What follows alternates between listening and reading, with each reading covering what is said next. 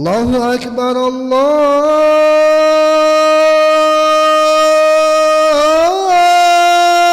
Akbar.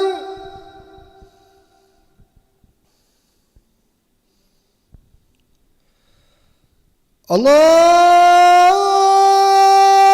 Akbar, Allahu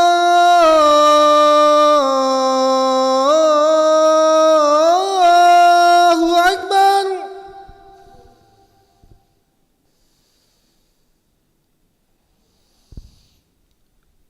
Asyhadu an la ilaha illallah.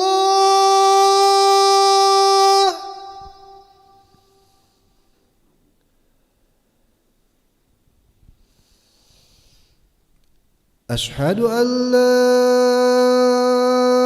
ilaha illallah.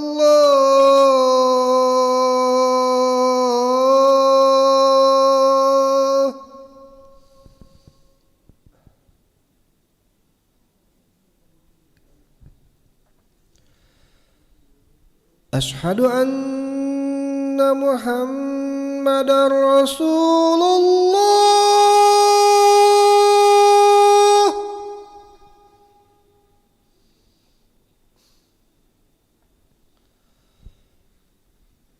Asyhadu anna Muhammadar Rasulullah.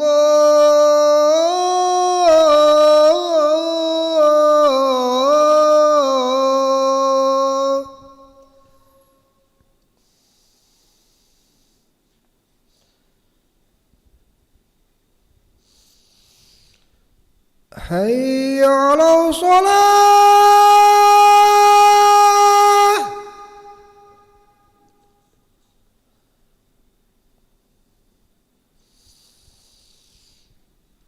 Hayya 'alas shalah.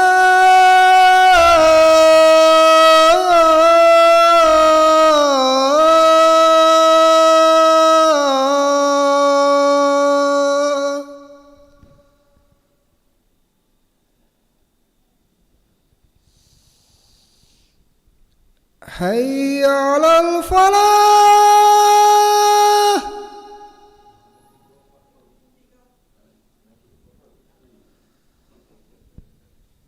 Hayya 'alal falah.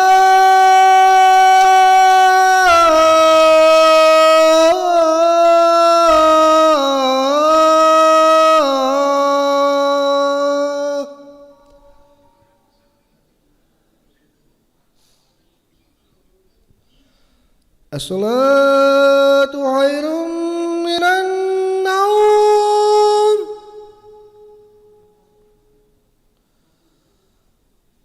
As-salatu khairum minan naum. Allahu Akbar, Allahu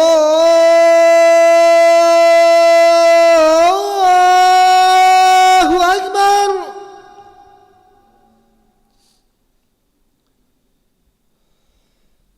La ilaha illallah.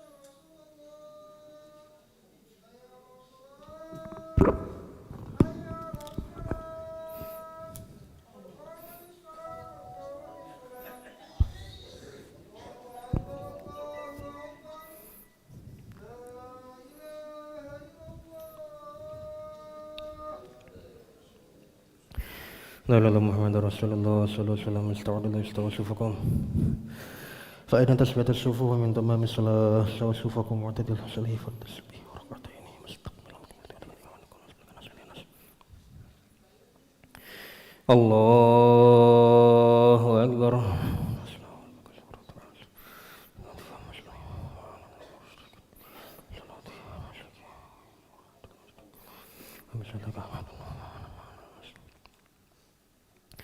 بسم الله الرحمن الرحيم الحمد لله رب العالمين الرحمن الرحيم مالك يوم الدين إياك نعبد وإياك نستعين اهدنا الصراط المستقيم صراط الذين أنعمت عليهم غير المغضوب عليهم ولا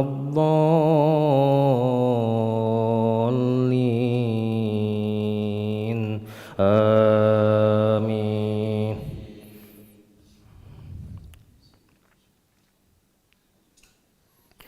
قال الملأ الذين استكبروا من قومه لنخرجنك يا شعيب والذين آمنوا معك من قريتنا أو لتعودن في ملتنا قال أولو كنا كارهين قد افترينا على الله كذبا إن عدنا في ملتكم بعد إذ نجانا الله منها وما يكون لنا أن نعود فيها إلا أن يشاء الله ربنا وسع ربنا كل شيء علما على الله توكلنا ربنا افتح بيننا وبين قومنا بالحق وأنت خير الفاتحين. وقال الملأ الذين كفروا من قومه لئن اتبعتم شعيبا إنكم إذا لخاسرون فأخذتهم الرجفة فأصبحوا في دارهم جاثمين الذين كذبوا شعيبا كأن لم يغنوا فيها الذين كذبوا شعيبا كانوا هم الخاسرين فتولى عنهم وقال يا قوم لقد أبلغتكم رسالات ربي ونصحت لكم فكيف آسى على قوم كافرين وما أرسلنا في قرية من نبي إلا أخذنا أهلها بالبأساء والضراء لعلهم يضرعون ثم بدلنا مكان السيئة الحسنة حتى عفوا وقالوا قد مس آباءنا الضراء والسراء فأخذناهم بغتة وهم لا يشعرون. الله أكبر.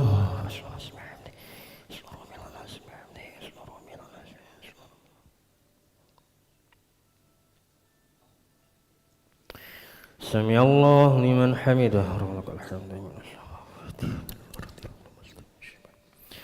الله أكبر.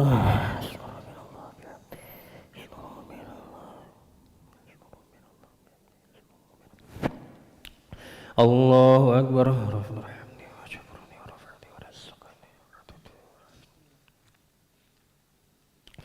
الله أكبر.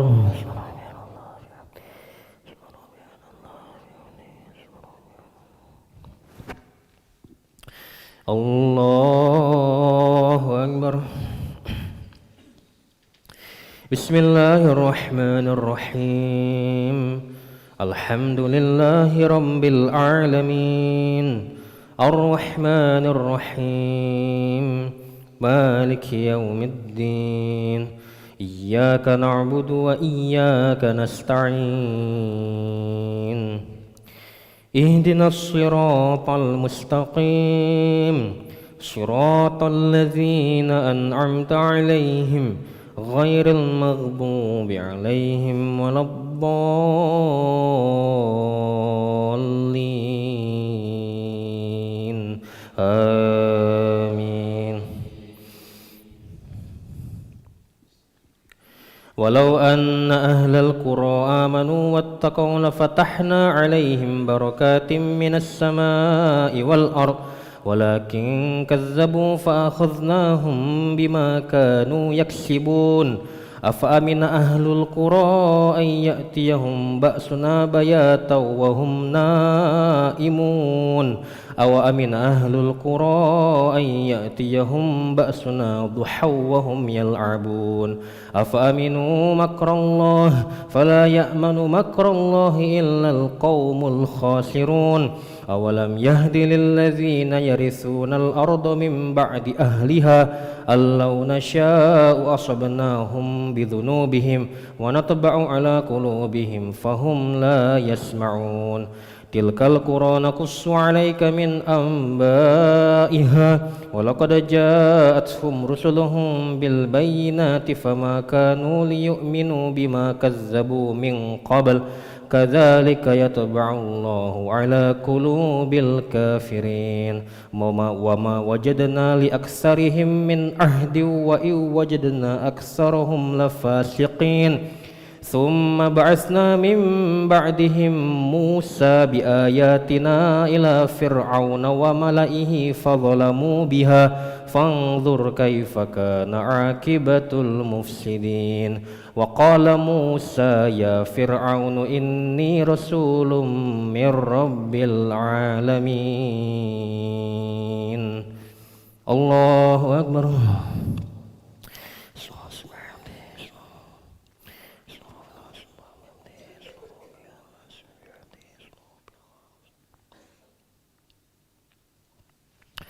سمع الله لمن حمده ولك الحمد من السماوات اللهم اهدنا فيمن هديت وعافنا فيمن عافيت وتولنا فيمن توليت وبارك لنا فيما أعطيت وقنا برحمتك شر ما قضيت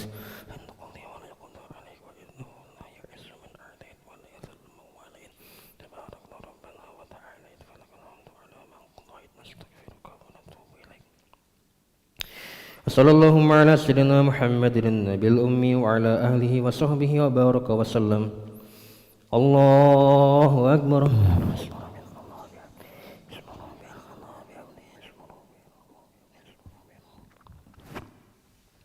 الله أكبر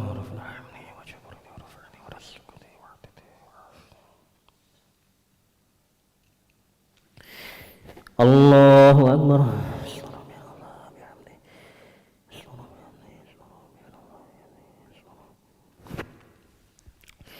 الله أكبر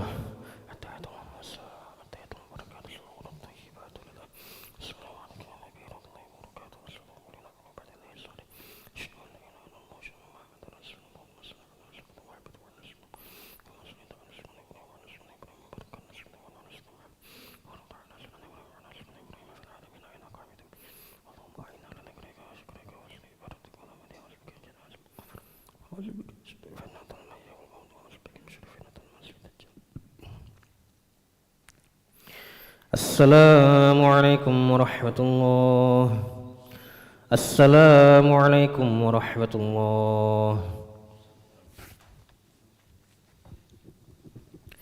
استغفر الله العظيم الذي لا إله إلا هو الحي القيوم وأتوب إليه استغفر الله العظيم الذي لا إله إلا هو الحي القيوم وأتوب إليه استغفر الله العظيم الذي لا إله إلا هو الحي القيوم وأتوب إليه نشهد أن لا إله إلا الله نستغفر الله نسألك رضاك والجنة ونعوذ بك من سخطك والنار نشهد أن لا إله إلا الله نستغفر الله نسألك رضاك والجنة ونعوذ بك من سخطك والنار نشهد أن لا إله إلا الله نستغفر الله نسألك رضاك والجنة ونعوذ بك من سخطك والنار اللهم إنك عفو تحب العفو فاعف عنا اللهم إنك عفو تحب العفو فاعف عنا اللهم إنك عفو كريم تحب العفو فاعف عنا يا كريم لا إله إلا الله وحده لا شريك له له الملك وله الحمد يحيي ويميت وهو على كل شيء قدير لا إله إلا الله وحده لا شريك له له الملك وله الحمد يحيي ويميت وهو على كل شيء قدير لا إله إلا الله وحده لا شريك له له الملك وله الحمد يحيي ويميت وهو على كل شيء قدير لا إله إلا الله وحده لا شريك له له الملك وله الحمد يحيي ويميت وهو على كل شيء قدير لا إله إلا الله وحده لا شريك له له الملك وله الحمد يحيي ويميت وهو على كل شيء قدير لا إله إلا الله وحده لا شريك له له الملك وله الحمد يحيي ويميت وهو على كل شيء قدير لا إله إلا الله وحده لا شريك له له الملك وله الحمد يحيي ويميت وهو على كل شيء قدير لا إله إلا الله وحده لا شريك له له الملك وله الحمد يحيي ويميت وهو على كل شيء قدير لا إله إلا الله وحده لا شريك له له الملك وله الحمد يحيي ويميت وهو على كل شيء قدير لا إله إلا الله وحده لا شريك له له الملك وله الحمد يحيي ويميت وهو على كل شيء قدير اللهم أجرنا من النار اللهم أجرنا من النار اللهم أجرنا من النار اللهم أجرنا من النار اللهم أجرنا من النار اللهم أجرنا من النار اللهم أجرنا من النار السالمين اللهم أنت السلام ومنك السلام وإليك يعود السلام فحينا ربنا بالسلام وأدخلنا الجنة دار السلام تبارك ربنا وتعالى يا ذا الجلال والإكرام أعوذ بالله من الشيطان الرجيم بسم الله الرحمن الرحيم الحمد لله رب العالمين الرحمن الرحيم مالك يوم الدين إياك نعبد وإياك نستعين اهدنا الصراط المستقيم صراط الذين أنعمت عليهم غير المغضوب عليهم ولا الضالين آمين وإلهكم إله واحد لا إله إلا هو الرحمن الرحيم الله لا إله إلا هو الحي القيوم لا تأخذه سنة ولا نوم له ما في السماوات وما في الأرض من ذا الذي يشفع عنده إلا بإذنه يعلم ما بين أيديهم وما خلفهم ولا يحيطون بشيء من علمه إلا بما شاء وسع كرسي السماوات والأرض ولا يؤوده حفظهما وهو العلي العظيم شهد الله أنه لا إله إلا هو والملائكة وأولو العلم قائما بالقسط لا إله إلا هو العزيز الحكيم إن الدين عند الله الإسلام قل اللهم مالك الملك تؤتي الملك من تشاء وتنزع الملك ممن تشاء وتعز من تشاء وتذل من تشاء بيدك الخير إنك على كل شيء قدير تولج الليل في النهار وتولج النهار في الليل وتخرج الحي من الميت وتخرج الميت من الحي وترزق من تشاء بغير حساب إلهي ربي ربنا يا معبود سبحان الله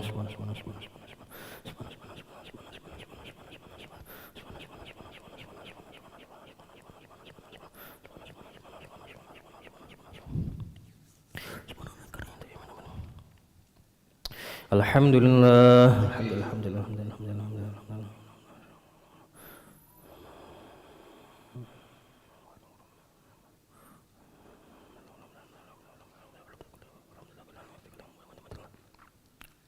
الله أكبر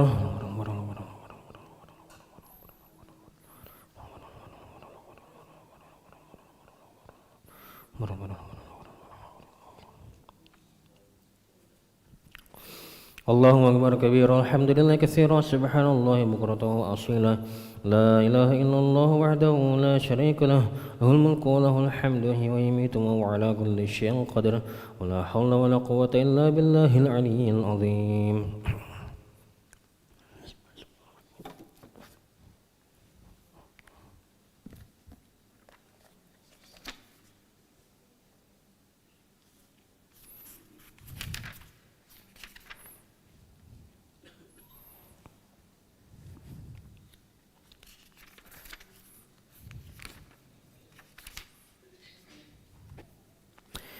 Bismillahirrahmanirrahim. Assalamualaikum warahmatullahi wabarakatuh. Nahmaduhu wa nusalli wa nusallimu ala rasulil karim amma ba'du. Pada kesempatan subuh kali ini insyaallah kita masih melanjutkan membaca tentang fadilah atau keutamaan dari bulan suci Ramadan. Rasulullah SAW memerintahkan agar memperbanyak 4 amalan pada bulan Ramadan. Satu, memperbanyak bacaan kalimat thayyibah atau la ilaha illallah. Sebagaimana disebutkan di beberapa hadis bahwasanya kalimat tersebut merupakan zikir yang paling utama. Dalam kitab Mishkat, Abu Sa'id Al-Khudri radhiyallahu anhu meriwayatkan, suatu ketika Nabi Musa alaihi salam berdoa kepada Allah, "Wahai Allah, berikanlah kepadaku satu doa yang dengannya aku dapat mengingatmu dan berdoa kepadamu." Lalu Allah memerintahkannya agar mengucapkan kalimat la ilaha illallah. Nabi Musa AS berkata, "Wahai Allah, kalimat ini telah dibaca oleh semua kaumku dan hambamu, dan aku menginginkan kalimat yang khusus untukku." Allah SWT berfirman, "Wahai Musa, apabila 7 lapis langit dan beserta isinya selain aku, dan 7 lapis bumi beserta isinya diletakkan di atas satu timbangan, dan kalimat ini diletakkan di timbangan yang lain, maka kalimat ini lebih berat." Hadis lain menyebutkan, barang siapa mengucapkan kalimat ini dengan ikhlas, maka pintu-pintu langit akan terbuka dan tidak ada yang dapat menghalanginya hingga menuju arasy Allah. Syaratnya adalah orang yang mengucapkan itu menjauhi dosa-dosa besar. Dengan rahmatnya yang tidak terbatas, kebiasaan Allah SWT adalah memperbanyak yang diperlukan oleh manusia secara umum. Kita dapat melihat bahwa ketentuan ini berlaku di seluruh dunia. Apabila kita memperhatikan keperluan pokok di dunia ini, misalnya air yang sangat diperlukan oleh setiap insan, maka Allah SWT dengan rahmatnya memudahkan air agar diperoleh oleh seluruh manusia dengan cuma-cuma. Sedangkan benda kimiawi yang berbahaya dan kurang bermanfaat dan merusak, Allah SWT menciptakannya dengan jumlah yang sedikit sehingga sulit diperoleh. Demikian juga kalimat thayyibah merupakan zikir yang paling utama. Dalam berbagai riwayat hadis dapat diketahui dengan keutamaan zikir tersebut daripada zikir yang lain. Dan Allah Subhanahu wa taala telah memudahkan seluruh manusia untuk memperolehnya. Bahkan inilah sesuatu yang termudah untuk didapatkan. Tidak ada halangan dalam mendapatkan keutamaannya. Siapapun yang terhalang dari mendapatkan keutamaannya, berarti ia telah sangat merugi. Begitu banyak hadis yang menyebutkan keutamaannya, maka cukup ini saja saya ringkaskan menjadi beberapa hadis. Dalam hadis yang kedua, dalam hadis di atas yang perlu diperbanyak pada bulan Ramadan adalah beristighfar. Banyak hadis yang meriwayatkan tentang keutamaan istighfar. Seluruh hadis menyebutkan barang siapa beristighfar sebanyak-banyaknya, maka Allah akan membukakan jalan keluar untuknya dari semua kesulitan dan akan membebaskannya dari segala duka cita, dan ia akan memperoleh rezeki dari arah yang tidak disangka-sangka. Dalam riwayat lain Nabi sallallahu alaihi wasallam bersabda, setiap orang berbuat dosa, tetapi sebaik-baik orang yang berbuat dosa adalah yang selalu bertaubat. Jika seseorang berbuat dosa, maka sebuah titik hitam akan melekat di hatinya. Namun jika ia bertaubat, maka titik hitam itu akan hilang. Jika tidak bertaubat, maka titik hitam itu akan tertera di sana. Dalam hadis yang sama, Nabi sallallahu alaihi wasallam menasihati kita agar memohon dimasukkan ke surga dan berlindung dari neraka jahanam. Semoga Allah Subhanahu wa taala selalu mencurahkan rahmatnya kepada saya dan Anda. Alhamdulillah telah kita dengar beberapa hadis mengenai fadilah atau keutamaan dari bulan suci Ramadan, terutama 4 amalan, 4 yang diperbanyak yang kita rangkum dalam doa yang kita biasa baca, yaitu asyhadu alla ilaha illallah, nastaghfirullah, nas'aluka ridhaka wal jannah wa na'udzubika min sakhatika wan nar, yaitu memperbanyak kalimat la ilaha illallah, beristighfar, memohon surga dan minta perlindungan dari neraka. Insyaallah apa yang kita dengar, apa kita makan dan kita sampaikan. A'udzubillahi minasyaitonir rajim. Bismillahirrahmanirrahim. Alhamdulillahi rabbil alamin. Hamdan syakiran hamdan na'imin. Hamdan yu'afi ni'amahu wa yukafi mazidah. Ya Rabbana lakal hamdu kama yanbaghi li jalalika karim wa 'azimi sultanik. Allahumma salli ala sayyidina Muhammad wa ala sayyidina Muhammad. Rabbana zalamna anfusana wa illam taghfir lana tarhamna lanakunanna minal khasirin.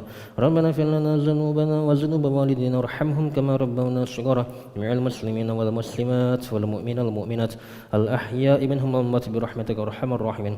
Rabbana ربنا لا تزغ قلوبنا بعد إذ هديتنا وهب لنا من لدنك رحمة إنك أنت الوهاب اللهم أرنا الحق حقا وارزقنا اتباعه وأرنا الباطل باطلا وارزقنا اجتنابه اللهم أعنا على ذكرك وشكرك وحسن عبادتك يا مقلب القلوب ثبت قلوبنا على دينك يا مصرف القلوب صرف قلوبنا على طاعتك ربنا لا تجعلنا فتنة للقوم الظالمين ونجنا برحمتك من القوم الكافرين ربنا افرج علينا صبرا وتوفنا مسلمين ربنا اجعلنا مقيمين الصلاة من ذريتنا ربنا تقبل دعاء اللهم ارحمنا مراشد أمورنا وأعذنا من شرور نفوسنا اللهم اهدنا واهد بنا واهد الناس جميعا واجعل سببا لمن اهتدى يا حي يا قيوم برحمتك نستغيث أصلح لنا شأننا كلها ولا تقلنا إلى أنفسنا طرفة عين ربنا هب لنا من أزواجنا وذريتنا قرة أعين واجعلنا للمتقين إماما ربنا آتنا في الدنيا حسنة وفي الآخرة حسنة وقنا عذاب النار وصلى اللهم على سيدنا محمد النبي الأمي وعلى آله وصحبه وسلم بفضل سبحان ربك رب العزة عما يصفون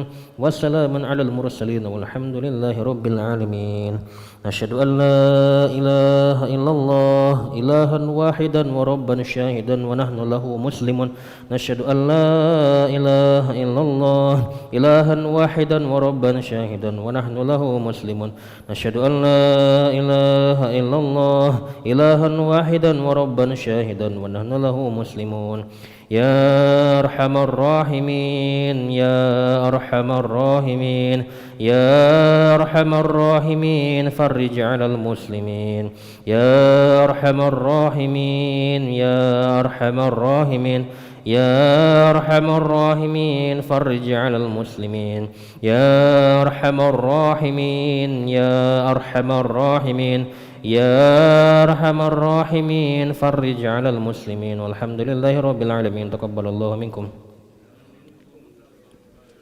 صلى الله على محمد صلى الله عليه وسلم صلى الله على محمد صلى الله عليه وسلم صلى الله على محمد صلى الله عليه وسلم صلى الله على محمد صلى الله عليه وسلم صلى الله على محمد صلى الله عليه وسلم صلى الله على محمد صلى الله عليه وسلم صلى الله على محمد صلى الله عليه وسلم صلى الله على محمد صلى الله عليه وسلم صلى الله على محمد صلى الله عليه